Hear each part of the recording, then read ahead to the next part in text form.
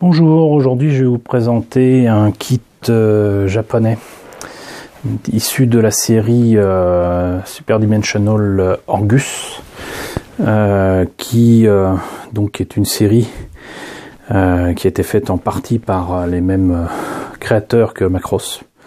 Ça se voit dans le design, ça se voit dans le Kara design notamment. Et donc il se trouve que je vous ai déjà présenté il y a quelque temps la maquette Robotech Exacess, c'est difficile à prononcer ça, qui était donc un espèce de robot véhicule bipode qui est très cher à mon cœur, qui était au 1,48 et que donc j'avais eu en version Robotech. Et il se trouve que sur la même période où j'ai eu ces maquettes-là, en cherchant avidement à avoir d'autres maquettes, je suis tombé sur les maquettes originales japonaises, et dont ce Hitchkick, qui est donc le Gearwalk Hitchkick, qui est un véhicule contrôlé et piloté par des humains, qui viennent de notre Terre, entre guillemets, et qui ont subi comme tout le monde l'attaque dimensionnelle qui a réuni un certain nombre de dimensions façon puzzle sur la Terre, et la technologie des humains de notre planète Terre à nous fonctionne essentiellement sur des robots bipodes, alors qu'une autre civilisation qui ressemble à des humains mais qui ont des pouvoirs télépathiques avec des espèces de petites tentacules et tout ça ont plutôt des engins qui flottent, qui volent et qui ont des bras. Et c'est la réunion de ces deux technologies qui va donner naissance à l'Orgus, qui est donc du coup humanoïde. Mais on en reparlera et je vous présenterai les kits en question en temps utile. Donc c'est une maquette là aussi comme pour l'Exaccess, qui est en fait le Hirschhorn. Le Hitchkick est donc au 1,48. Il a en commun avec le Hirschhorn les jambes qui sont identiques. Et c'est juste l'habitacle et le reste de l'engin qui est totalement différent. Déjà, il est monoplace. Ensuite, il est lourdement armé. Il a une espèce de canon principal, comme vous voyez ici. Il a des missiles.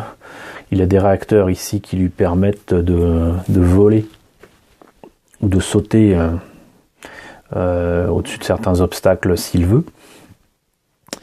Et voilà. Et il est rouge, et il est beau. Moi j'aime beaucoup, et j'aime beaucoup cette boîte, j'aime beaucoup cette illustration. C'est juste absolument magnifique. Ça fait vraiment partie du charme de ces maquettes de l'époque. Alors qu'est-ce que ça donne pour la boîte elle-même? Alors, je ne sais plus combien je l'avais acheté en francs à l'époque, mais on va peut-être essayer de trouver le prix. À l'époque, au Japon, ce kit était vendu 500 yens. C'est pas grand chose, ça fait à peu près 4 euros. Voilà, c'est les illustrations représentant le véhicule tel qu'il apparaît dans la série.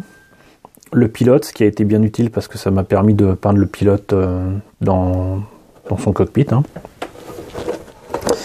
Et ici, donc on a les autres maquettes proposées par Arri, à savoir l'Orgus en version Orgroid, donc en version robot quoi.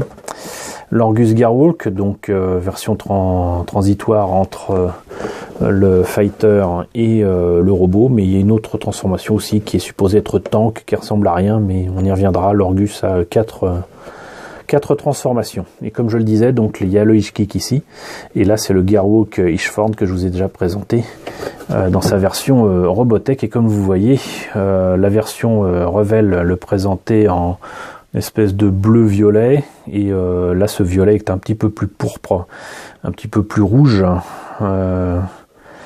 et un petit peu plus agressif quelque part, y compris pour son espèce d'aile ou de radar ou de je ne sais quoi. Et voilà. Donc ça c'était pour la boîte, on va voir ce que ça donne à l'intérieur. Alors tout comme l'Exaccess, il n'a pas trop mal vieilli, cependant il reste quand même un peu fragile. Et je vais éviter de le manipuler. Alors déjà, comme c'est un vieux kit, et que c'était mes débuts aussi, c'était donc en 86, un truc comme ça, Ce kit, je l'ai monté à l'ancienne, je l'ai peint à l'énamel. Il a perdu quelques petites pièces ici, là, les espèces d'arceaux qui permettent de s'accrocher dessus ou de monter pour arriver au cockpit. Je vais essayer quand même de montrer. Ouais, ça y a un problème là avec la patte. Hop. Je sais pas si c'est super visible, mais donc le cockpit a son pilote et bien détaillé. On doit le voir un petit peu quand même. Même pour l'époque, franchement, je suis pas trop mécontent du résultat.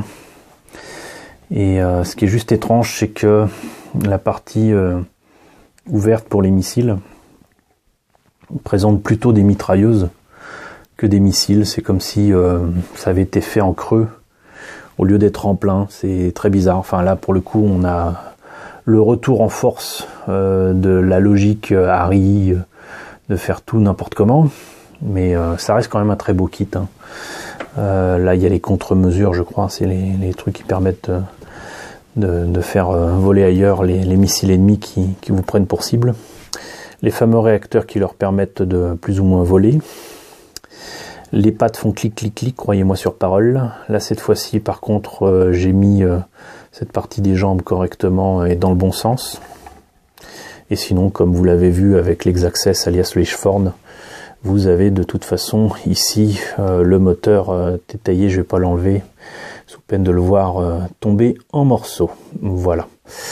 Donc le seul gros regret pour cette maquette, c'est que cette partie-là qui pourtant peut révéler des missiles, j'arrive à la faire tenir, mais c'est pas articulé ni rien. Et du coup ça risque de tomber à tout moment, comme vous le voyez. Voilà, donc c'était la présentation du Hitchkick. J'ai guère plus à rajouter dessus parce que j'ai déjà dit beaucoup de choses sur le Hirschhorn. C'est un kit que j'aime beaucoup, c'est un robot que j'aime beaucoup de la série Orgus, qui est relativement original, même si elle date un peu. Et j'espère en tout cas que cette présentation vous intéressait. Si vous connaissez Orgus, si vous connaissez ces maquettes là, si ça vous rappelle quelque chose, n'hésitez pas à me le dire dans la section commentaires, n'hésitez pas à liker, n'hésitez pas à vous abonner si ce n'est déjà fait, à partager la vidéo si vous voulez, et je vous dis à très bientôt pour de nouvelles présentations de maquettes Orgus.